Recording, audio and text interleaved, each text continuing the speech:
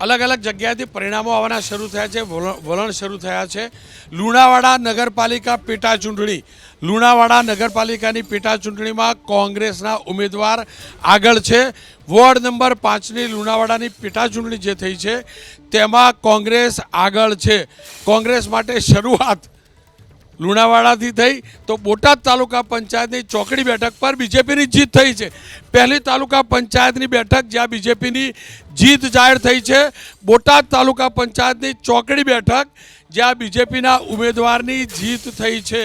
તાલુકા પંચાયતના પરિણામો આવવાના શરૂ થઈ ચૂક્યા છે। ગણતરીની મિનિટોમાં નગરપાલિકા, મહાનગરપાલિકા, જિલ્લા પંચાયતના આવશે। બીજેપીનું તાલુકા પંચાયતમાં વિધિવત રીતે ખાતું ખુલ્યું છે। અગાઉ જે ખુલ્યું હતું તે બિનહરીફ થવાથી ખુલ્યું હતું, પણ ઈવીએમ ખુલ્યા બાદ પહેલી જીત છે। બીજેપીનું ખાતું ખુલ્યું છે, અહીંયા કોંગ્રેસનું ખાતું પણ ખુલ્યું છે। બંને માટે મંગળવાર મંગળ જી, ખૂબ ખૂબ અભિનંદન। અને આ ખાતું ખોલનારું બીજેપી કે કોંગ્રેસ કોણ? ખાતું ખોલનાર તો લોકો છે। અને લોકો જે જાદુ તમે કલાકે આપણે જોઈશું, ઘણું બધું માત્ર માનો કે બીજેપી આપણે વાત કરીએ છીએ એવું નથી રોનકભાઈ। આ વખતે કોંગ્રેસ તરફી ખૂબ સરસ મજાનો વલણ રહ્યો છે। 7 જિલ્લાઓના ગામડાઓમાં તો હું ખુદ ગયો છું। હા, એ લોકોએ એના વેન્ટિલેટર તરીકે આમ આદમી પાર્ટીનો કોંગ્રેસના મત તોડવા માટેનો પ્રયત્ન કર્યો, જે પણ લોકશાહી માટે કલંક છે। પણ એ પણ લોકો જાણી ગયા છે, કીપ સ્માઇલ, કોંગ્રેસ માટે ખૂબ સારું થવા જઈ રહ્યું છે। ડૉક્ટર સાહેબ, મંગળવાર કેટલો મંગળ સાબિત થશે? શરૂઆત કેવી?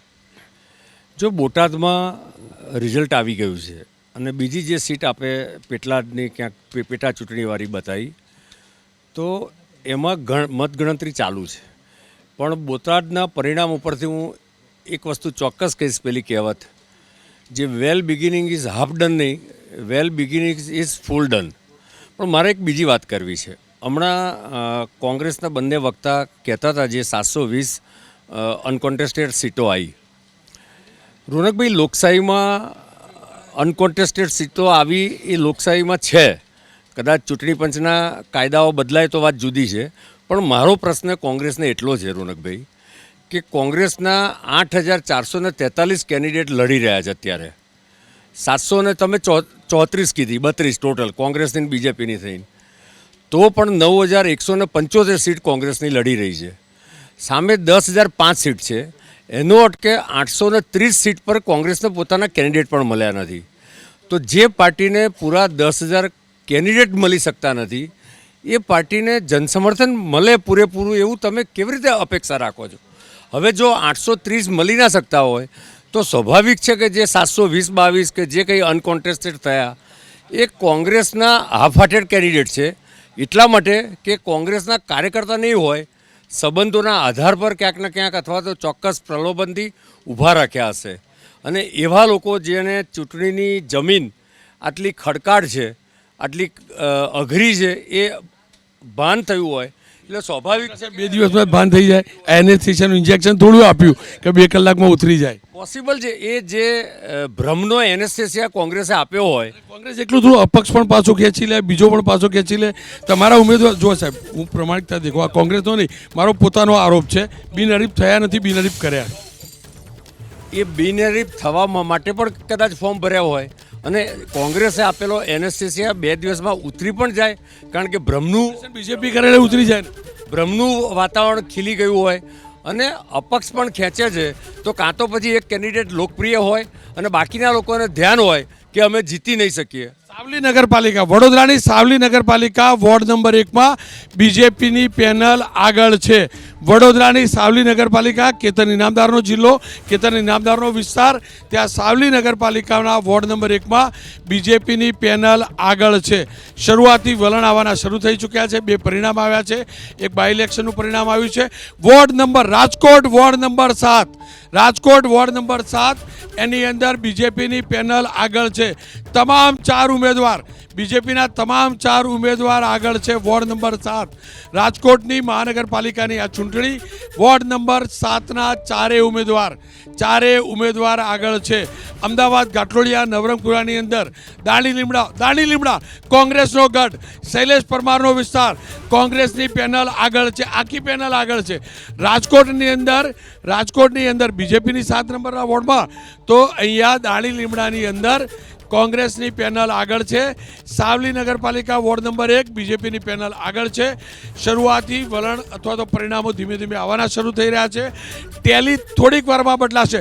નેહલ શુક્લ સહિત 4 ઉમેદવાર, નેહલ શુક્લ છેલ્લી મિનિટે ઉમેદવાર બદલાયેલા, મેન્ડેટ આપ્યા પછી ઉમેદવાર બદલવા પડેલા, વિવાદ વચ્ચે બદલાયેલા, એ આખી પેનલ સહિત આગળ છે.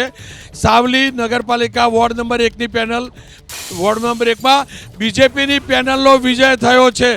સાવલી નગરપાલિકામાં અમરીન બાનુનો વિજય થયો છે, કિરણબેન ઠાકોરનો વિજય થયો છે. આ બીજેપીના કેન્ડિડેટ છે જે 4 હવે નગર સેવક થવાના છે. ત્વરિલ પઠાણનો વિજય થયો છે.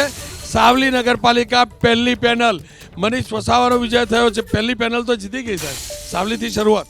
બોટાદમાં જીતી ગયા, સાવલીમાં જીત્યા, અને આ મેં જેમ કીધું કે વેલ બિગિન ઇઝ ફૂલ ડન, એ પ્રકારની કહેવત આજે સાબિત થશે. અને આપ સાવલીના જે 4 કેન્ડિડેટ જીત્યા છે એના તમે નામ વાંચો તો તમને એક વસ્તુનો અંદાજ આવશે કે નરેન્દ્રભાઈ જે સૌનો સાથ સૌના વિકાસની વાત કરે છે એ પ્રમાણે સર્વ જ્ઞાતિ જાતિ સમાજ ધર્મ બધાનો સમર્થન મળી રહ્યું છે.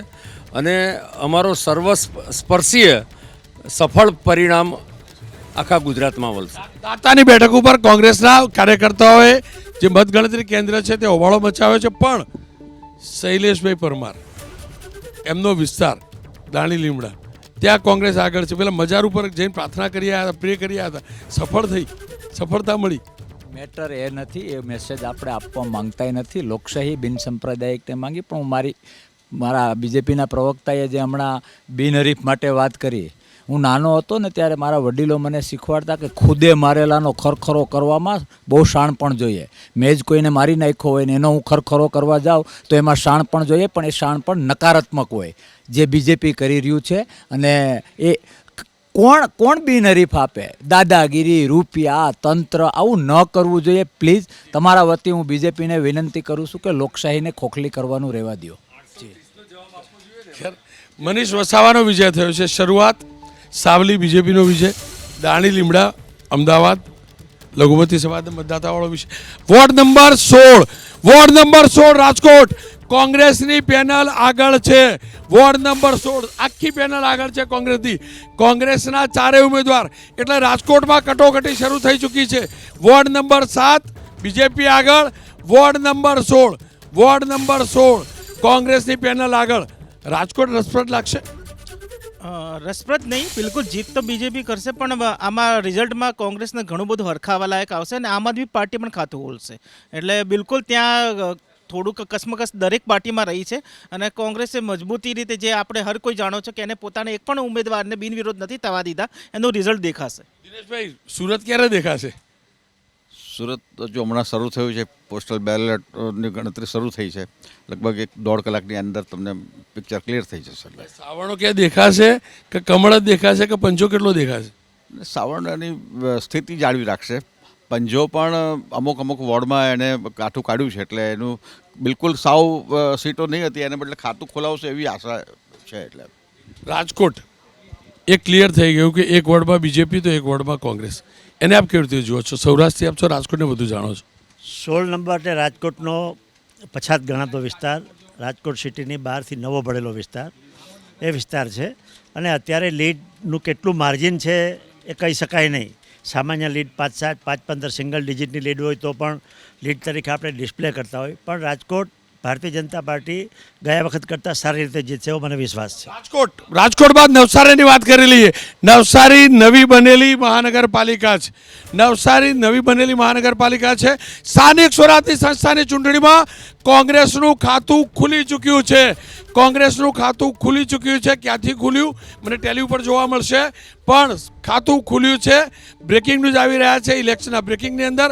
આમોદ નગરપાલિકાની અંદર આખી પેનલ કોંગ્રેસની જીતી છે. વોર્ડ નંબર 1 કોંગ્રેસ, આમોદ એટલે A1 એટલે એકડો. પહેલો શરૂઆત કોંગ્રેસ માટે આમોદથી સારી શરૂઆત થઈ છે. આમોદ આખી પેનલ જીતી છે. પણ બીજી તરફ નવસારી નવી બનેલી મહાનગરપાલિકા, નવસારી મહાનગરપાલિકામાં પહેલેથી જ કેટલાક બિનહરીફ પણ જીત્યા હતા.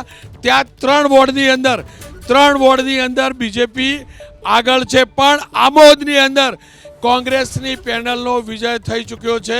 નવસારી નગરપાલિકાની 1, 3 અને 5માં બીજેપી આગળ છે. આપ ટેલી સતત બદલાતી જોતા હશો. અત્યારની જે હાલ ટેલી છે તે બિનહરીફ સાથેની ટેલી છે. સતત બિનહરીફ સાથેની ટેલી થશે. ટેલી સતત બદલાતી રહેશે. અનેક સમાચાર આવતા રહેશે, કારણ કે 9.5-10 હજાર બેઠકોની મતગણતરી છે.